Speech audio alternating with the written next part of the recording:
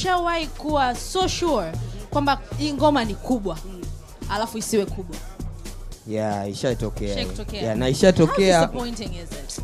Inakuwaga inakata sometimes, au mnatoa nyimbo alafu response za watu zinakuwa zinawakata. Unajua sometimes mmetoa nyimbo mnategemea ni mkiwa studio, noma hatari, afu ngoma ikitoka kama kwani imekwaje? Ilikuwa ngoma gani kama unaweza kuitaja? Mfano ngoma gani? Kwa kweli siwezi kutaja. Ila mfano ngoma gani Zombie? Kutaja sitoweza, ila ngoma kuna seafood hapa Zombie. Haina shida. Tuko na Serengeti Lemon. Ila watu wanatakiwa wajue kwamba Koma Sava Diamond amerekodi kwanza alikuwa na usingizi.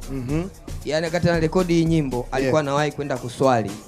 Ilikuwa saa 8 saa 9 usiku. Kwa hiyo Diamond alikuwa anaenda kulala. Mimi amepata vibe. Mimi nimepiga beat kapata vibe. Tuko studio.